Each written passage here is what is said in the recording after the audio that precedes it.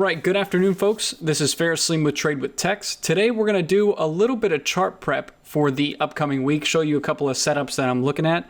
On top of that, we are going to evaluate the current market state, what we're expecting from the Nasdaq next week, and a couple of the hotter plays bouncing around on Wall Street bets and social media in general, okay? Before we get started, if you're not subscribed to the channel, subscribe, right? Click the little notification bell as well to be notified when we post a video. We did post a video fully explaining the GME squeeze. So for anybody who missed that, I would suggest going back to watch it because it was a pretty incredible move, still is. And on top of that, if you want, try out the free week in the chat room. We have live alerts, screen share, audio, all that good stuff. And we have some fun making money. Okay, that's at tradewithtex.com. Either way, let's jump into it. We're going to start it off with the Nasdaq here, which pulled back a good bit last week. And just to put this into perspective, so this is QQQ, the ETF, so that I don't, show you all the key levels right off the bat, so we can just look at the simple part of things. We pulled back to support here, but not really a reassuring support test. We actually closed the week out at the lows, and what really stuck out is the higher volume, right? You can see it on this weekly chart right here. We're on the weekly time frame. So this was last week's drop, and there's a pretty substantial increase in volume. It doesn't look like that much, right? At a glance, that looks pretty insignificant. But the reason why it's so significant is because we were trading on 102 million shares the day before. Next day, it jumped up to 217. So we doubled that volume in a week, okay? Last time this happened was right here, which resulted in 2 more weeks of pulling back prior to a bounce, okay? And that's kind of what we're expecting within the next week. I know this has been a dip buy market, but when we pull back on aggressive volume, at the very least, you should sit on the sidelines, right? And realistically, you should look for a play with that pullback, okay?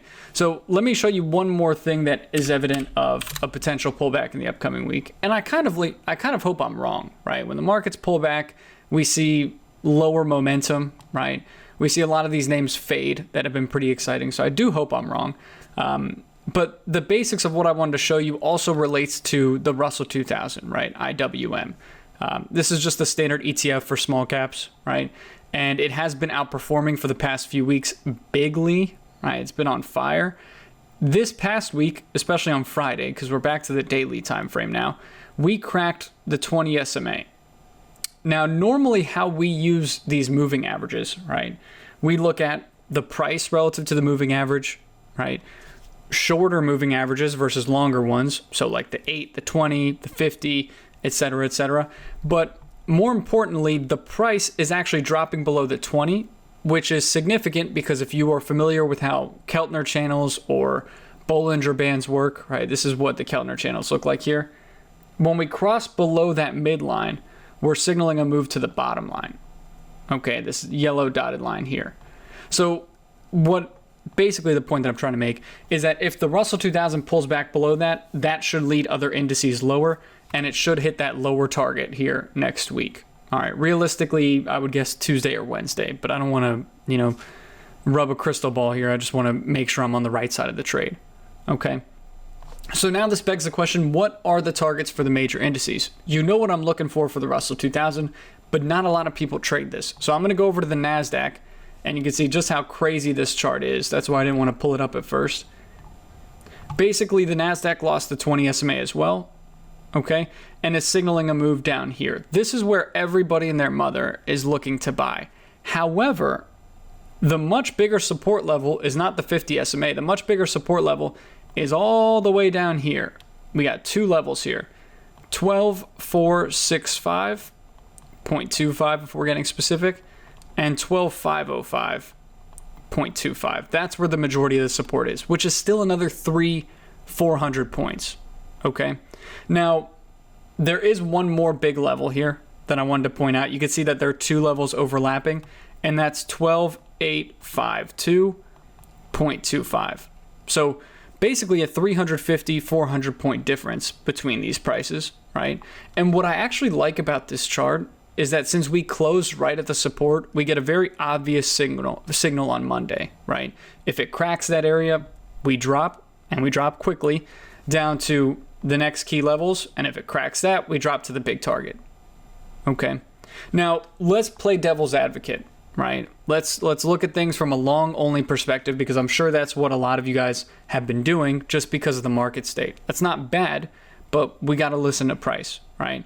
From price alone, in order for this thing to start moving back up, we need a very strong reclaim of 13K. Okay, of 13,000. And I'm going to keep it nice and simple. You can see that my levels are just barely off of 13,000, but I want to simplify this. If we get a strong reclaim of that, we'd also be reclaiming the keep moving average, and we get a pop back up. Okay, but the only other thing you have to keep in mind for this is that that is also resistance now. That is not just a support level that you're reclaiming. That will act as resistance intraday. Okay, so basically there are two sides of this, and I want to play the short side ideally, but on the short side, we would need to crack this level. On the long side, we would need to reclaim 13K with some gusto. Okay, that's the game plan for next week. So that's what it boils down to, nice and simple. All right, now I know we have earnings next week.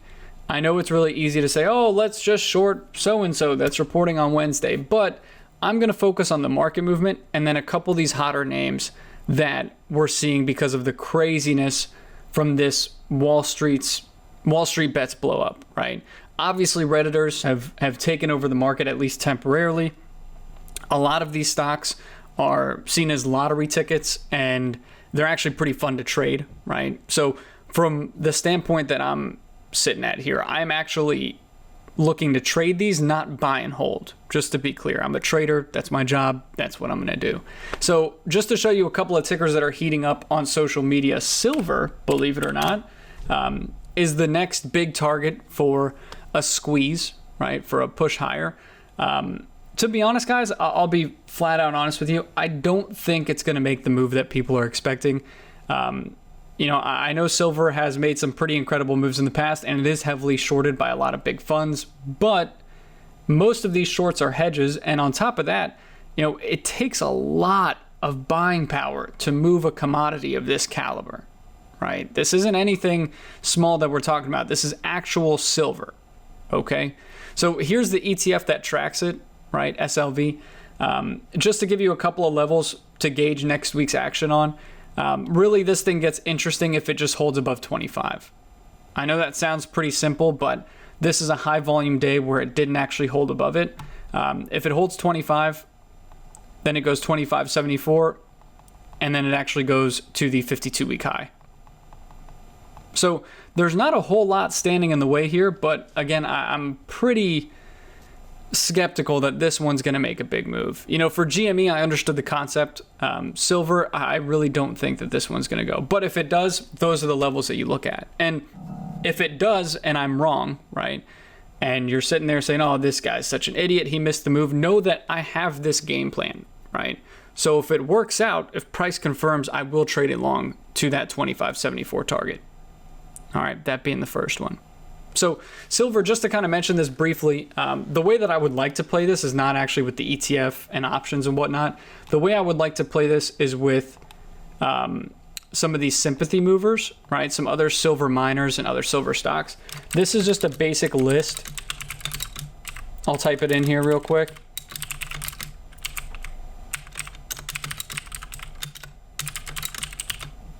That you can refer back to. I put these in a watch list, right, in Thinkorswim that I'll be watching next week, just to kind of gauge whether or not these stocks are moving with silver, if it gains momentum.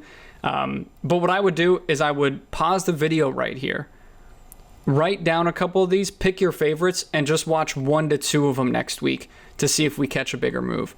If I were to put my money on one, I'd probably go with SVBL.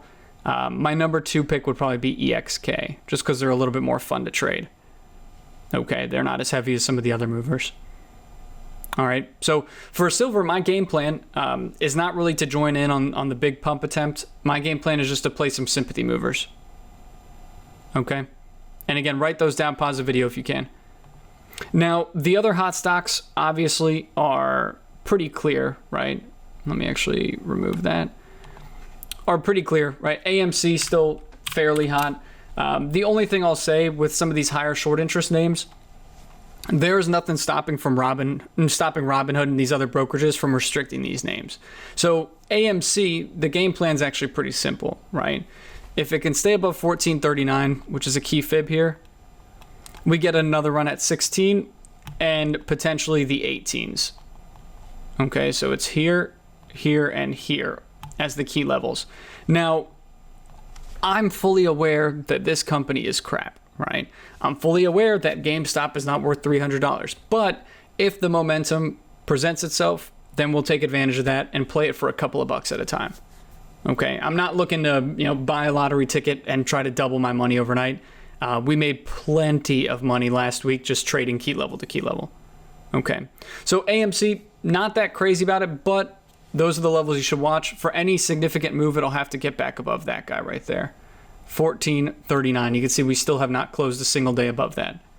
Okay, we did on this day, but it obviously gapped down really hard. All right. So AMC still pretty hot, not as overbought as GameStop and some of the others, believe it or not, right? That sounds kind of ridiculous, but that's actually the truth. And the last ticker I wanted to mention for just hot social media stocks, CCIV is actually holding up pretty well. This is the company that's trying to bring Lucid Motors public. I know it didn't have the best close on Friday. I know that because I was watching it very closely, but there are two things that stick out here, right?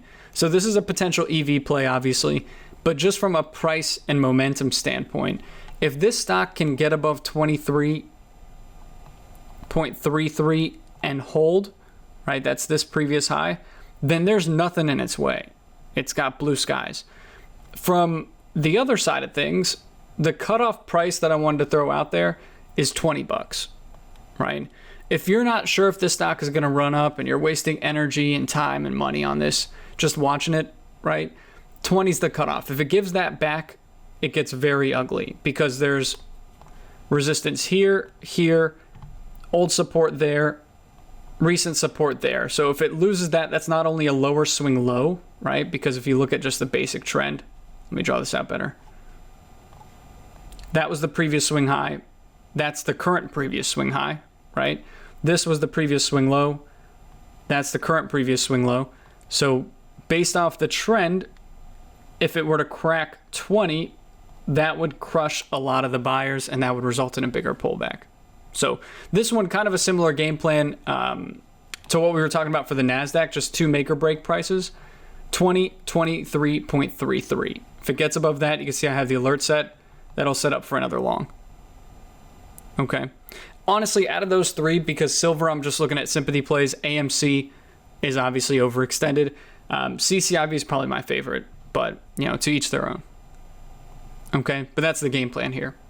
Now, let's wrap this up with a boring standard stock alert. Okay, because I know everybody wants to talk about Wall Street bets and how they shook up the market, but the majority of how we made money last week was, playing some of those movers, but just bread and butter setups, right? One of the bread and butter setups from this past week was mRNA. I'm actually swinging this on the short side, which is actually pretty risky, to be honest. But Moderna gapped up to a new all-time high after Johnson & Johnson announced that their trial was not very successful. Basically, their COVID vaccine had a 66% efficacy, which is not good. It sounds good, in some schools that's a passing grade. Not in our school, right? That's not good enough. So Johnson & Johnson failed, which is good for mRNA, not because they get more market share, but that validates their vaccine, right? That pretty much says that since somebody has failed with a lot of resources available to them, the ones that are already to the market, Pfizer and Moderna, are even more viable, okay? Now, I would be all for playing the breakout. However, mRNA closed under that previous resistance all the way up at 178.5. So that yellow line right here, that held it down. That is a reversal candlestick, okay? And even though we shorted this initially from 195 pre-market, there's still a decent amount of meat on those bones, right? The downside target here is just a Fibonacci level down at 160.56. If you don't know how to use fibs, I highly recommend learning them. That's a big part of how we make money in the markets, just using key levels. 160.56 is the target, and the risk is 178.50. So even from the closing price, and we have an average in the 180s, but even from the closing price, right, you still have 5 points of risk and 13 points of reward, which is a great ratio. Okay, so that's my game plan for MRNA. I'm playing that on the short side. This is not a market where all shorts are crooks, right? We play things short, we play them long, and then we get out, right? That's the premise here. So playing this one short to 160.56 and going to try to be patient with it going into the upcoming week. Okay, if our risk hits, it hits. If our reward hits, great. We cash out a big gain. Okay, so all in all, expecting a market pullback. Hopefully I'm wrong, because I think it's more fun to play on the long side. But Nasdaq, you know what the target is. For IWM, you know what the target is, right? This is what we're looking for. Pretty steep drop, actually. And yes, we do have earnings next week, but to be honest, I think Google, Amazon, etc. might be fun to play for options. But my main focus is probably going to be the social media stocks like Pinterest and Snapchat, and those aren't until later in the week. Okay. So that being said, guys, I know it was a crazy week in the markets. I know everybody's kind of euphoric from the GameStop run-up. Try to keep a level head. Try to take a step back and realize that this market isn't just going to hand over freebies, right? We got to keep doing our homework and keep working. Okay, so that's my homework. I just shared it with you guys. If you enjoyed the video, make sure to like and subscribe. And on top of that, sign up for the free trial, right? You don't have to do the paid version. You can sign up for the free trial and take a whack at the Trade with Text chat. All right, we got some great traders in there. Okay, either way, awesome week. Great weekend so far. Hopefully that transitions into a good Monday. Okay, enjoy, folks. Have a good one.